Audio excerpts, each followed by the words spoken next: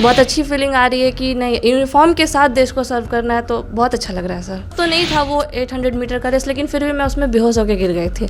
और इंग्लिश में जो मुझे बहुत हेल्प मिला तो वो मैम की क्लास से मिला, रानी मैम की क्लास से। मैंने उनको फॉलो किया, मैंने उनको 2.5-3 साल नहीं 4 साल लगभग, हाँ 4 साल से लगभग मैं उनको फॉलो कर रही हूँ, और उनकी वजह से ही मेरा सिलेक्शन पक्का हो पाया। जो सबसे इम्पोर्टेंट रोल होता है वो उनके पेरेंट्स का होता है। नमस्कार, लाइव सिटीज़ देख रहे हैं आप और मैं आपके साथ राजेश।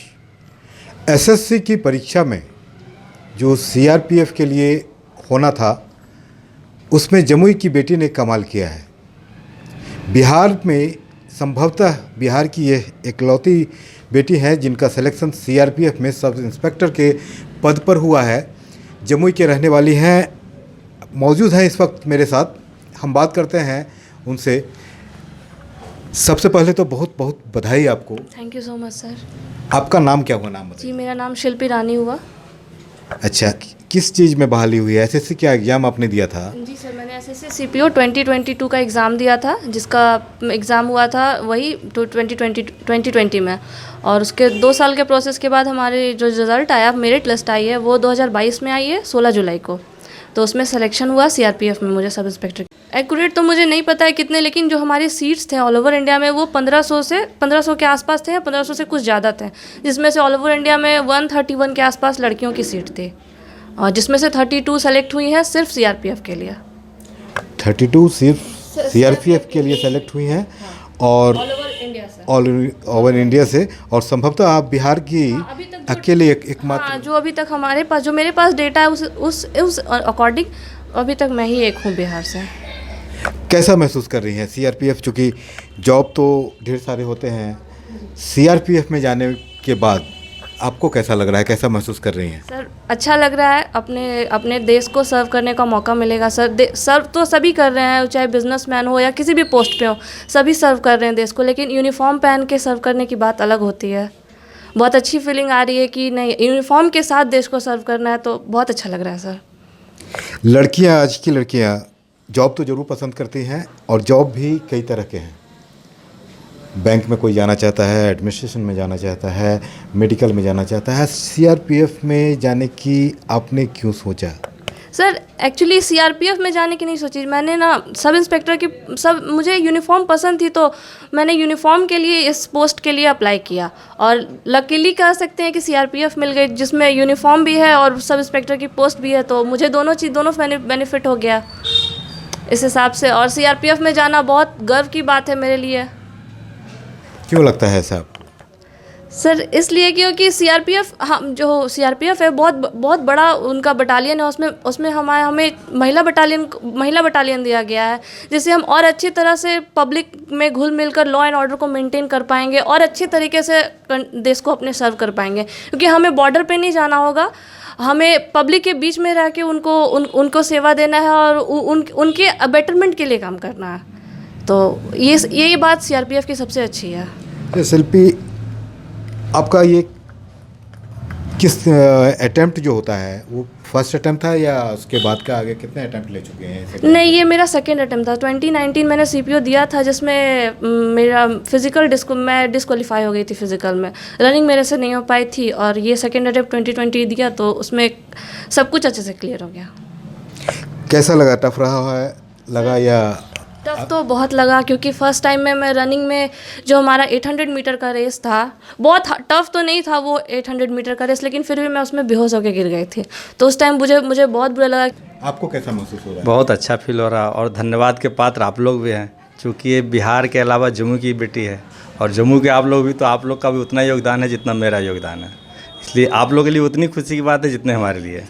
क्या सोच रखा था आपने कि बेटे को सीआरपीएफ में भेजना है, या फिर और भी जॉब दूसरे या किसी भी तरह का और किसी फील्ड में? चूँकि आप व्यवसायी हैं, और व्यवसाय के अलावे आप सोच रहे होंगे कि जब पढ़ा रहे थे उसी समय से दिमाग में रहा होगा, क्या सोचते थे? जी, ऐसा तो पहले कुछ नहीं सोचे थे, लेकिन जब इसका मैट्रिक का रिजल्ट आया तो मैट्रिक में ये स्कूल में टॉप की थी, और यहाँ के एसपी महोदय इनको पुरस्कार दिए थे, जो पेपर में भी आया था फोटो वगैरह।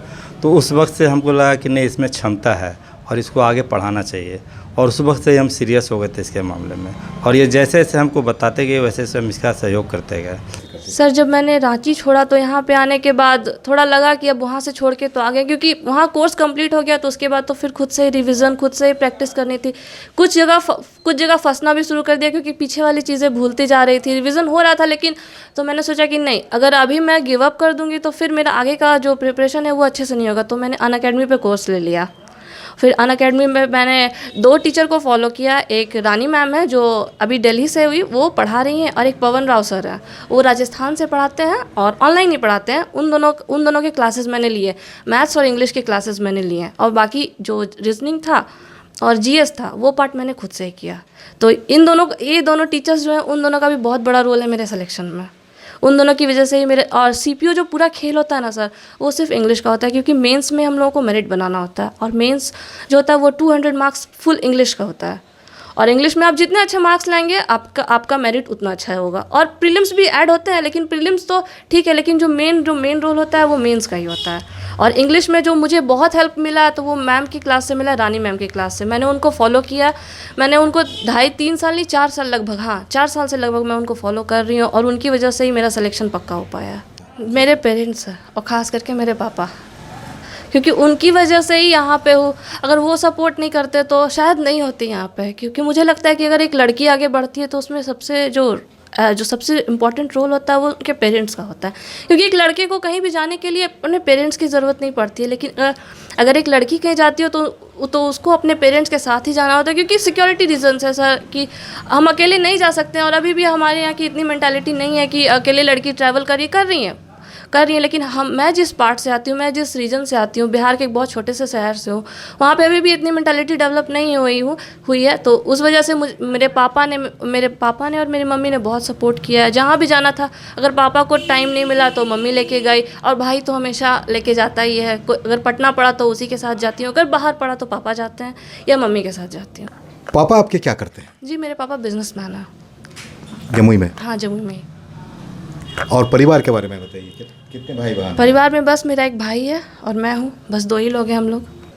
सर जैसे कि पापा तो शुरू से बिजनेसमैन है, और हम लोग ने भी देखा है कि हमेशा से वो कोई भी फेस्टिवल हो या कुछ भी हो तो वो ज़्यादातर अपने बिज़नेस पे ही ध्यान देते हैं। क्योंकि हमारा ऐसा शॉप है सर कि हम लोगों को जो भी बड़े फेस्टिवल होते हैं उनमें पापा को फुर्सत नहीं मिलती है। तो हम लोगों को लगता है काश पापा भी हम लोग के साथ फेस्टिवल में होते तो हमें और अच्छा लगता।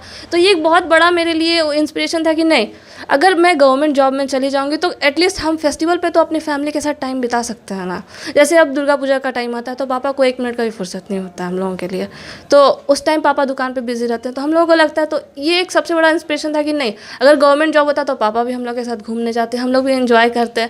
तो ये बहुत बड़ा था और ये भी था कि नहीं, पापा तो शुरू से बिजनेसमैन ही रहे हैं, तो अब उनको एक अच्छा बेटर लाइफ देने के लिए मैं मेहनत करूँगी। जो चीज़ नहीं मिली उनको वो मैं देना चाहती थी कि नहीं, वो तो हम लोगों के लिए जितना किया वो तो मैं कभी नहीं पूरा कर सकती हूँ, लेकिन हाँ मैं उनके लिए एक बेटर लाइफ तो कम से कम आगे दे सकती हूँ ना। मैं अगर अच्छा करूँगी तो मैं उनको एक बेटर लाइफ, उनका जो रिटायरमेंट पीरियड है मैं उसमें मैं उनको हर वो खुशी देना चाहती हूँ कि जो वो डिज़र्व करते हैं। सीआरपीएफ में आप सब इंस्पेक्टर बन चुकी हैं अब।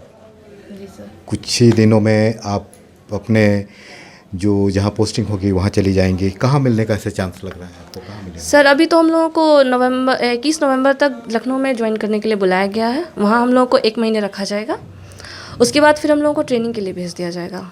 क्या 48 वीक्स की ट्रेनिंग होगी, उसके बाद फिर हमें पोस्टिंग मिलेगी। क्या सोच रखती हैं आगे के बारे में? जो सीआरपीएफ में चुकी हैं, जॉब को लेकर के बहुत आगे तक लोग सोचते हैं, आपकी क्या सोच है? सर कंटिन्यू तो इसको करना ही है, जब तक कंटिन्यू करना है, जब तक कर रही हूँ, मतलब जब तक करना है तब तक करूँगी। अगर मुझे इससे बेटर कोई जॉब मिलता है तो फिर मैं आगे देखूँगी, अगर सोचूंगी, क्योंकि जॉब हम लोगों को बेटर की तो तलाश होती ही है, कोई भी हो कि इससे बेटर मिल जाए। वो बेटर की तो तलाश होती ही है, कोई भी हो कि इससे बेटर मिल जाए। क्योंकि अगर इससे बेटर, क्योंकि अभी जो मुझे जॉब मिली है वो मेरी 4200 ग्रेड पे की जॉब है, 42 ग्रेड पे की है। अगर मुझे इससे बेटर मिलेगी तो मैं मैं वहाँ जाना चाहूँगी, क्योंकि इससे बेटर होगा तो। लेकिन मैं जब तक हूँ तो यहाँ मैं अपना ड्यूटी जो है वो 100% दूँगी। जहाँ तक मुझसे होगा मैं अपना ड्यूटी ऑनेस्टी के साथ करूँगी। शिल्पी, मुझे जहाँ तक जानकारी मिली है संभवतः बिहार की पहली इस बैच में एकमात्र आप हैं जो सब इंस्पेक्टर में सीआरपीएफ के सब इंस्पेक्टर में आपकी बहाली हुई है। आपको कैसा महसूस होता है बिहार का इकलौता ये कहलाना? सर बहुत अच्छा लग रहा है, क्योंकि हम अक्सर देखते हैं कि बिहार को थोड़ा सा, ये कहते हैं ना कि बिहार को थोड़ा सा क्या बोलूँ, थोड़ा सा ये जैसे और अदर स्टेट होते हैं उससे थोड़ा कम आंका जाता है। तो मेरा मानना है कि नहीं, ऐसी बात नहीं है। यहाँ बिहार को कम आंकना गलत है। यहाँ से अगर मैं जा रही हूँ अकेली तो मैं पूरे बिहार को रिप्रेजेंट करूँगी, और मैं अपने बिहार को अच्छी तरह से रिप्रेजेंट करूँगी। और जो भी यहाँ से कैंडिडेट जाते हैं, हर कोई अपने स्टेट को अच्छे से रिप्रेजेंट करता है। और कोई भी लोग मतलब अगर बिहार को कम आंक रहे हैं तो ये उनकी गलत फहमी है, क्योंकि बिहार से भी उतने ही होनहार बच्चे जा रहे हैं पूरे देश को सर्व करने के लिए जितने अदर स्टेट से जा रहे हैं। तो मुझे बहुत अच्छा लग रहा है कि मैं बिहार से अकेली जा रही हूँ, और मैं अगर अपने कंट्री को यूनिफॉर्म के साथ सर्व करूँगी तो ये बहुत गर्व की बात है मेरे लिए भी, बिहार के लिए भी, और मैं जिस शहर से हूँ उस शहर के लिए भी। तो उस वक्त से हमको लगा कि नहीं, इसमें क्षमता है और इसको आगे बढ़ाना चाहिए, और उस वक्त से हम सीरियस हो गए थे इसके मामले में। और ये जैसे जैसे हमको बताते गए वैसे वैसे हम इसका सहयोग करते गए, और उसका परिणाम आज ये है कि बिहार से अकेले लगी है। मुजफ्फरपुर में समारोह आयोजन करके आपको जॉब कार्ड दिया गया, क्या था पूरा ये भी बता दीजिएगा। सर जैसे हमारे ऑनरेबल प्राइम मिनिस्टर ने 22 अक्टूबर को लॉन्च किया रोज़गार मेला, तो उसी के तहत उन्होंने 75,000 जो न्यू अपॉइंटीज़ थे उनको अपॉइंटमेंट लेटर डिस्ट्रीब्यूट किया, और उन्होंने 10 लाख नौकरी देने का जो वादा किया है उसकी शुरुआत उन्होंने उसी दिन से करे। धनतेरस का दिन था, बहुत ही शुभ दिन था, उसी दिन से किया। और हम लोग फर्स्ट बैच थे उनके, वो जो 10 लाख की जो नौकरी का पैकेज है उसमें हम लोग फर्स्ट बैच है, जिसमें 75,000 कैंडिडेट को दिया जाएगा, जिसमें वहाँ पे 63 या 64 लोगों को अपॉइंटमेंट लेटर दिया गया। तो बहुत अच्छा पहल है सर उनके द्वारा किया गया।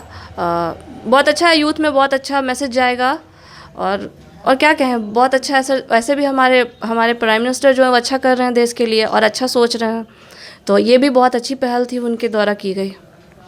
आप बताइए कि पहले नाम अपना बता दीजिए। मेरा नाम उमेश प्रसाद केसरी हुआ।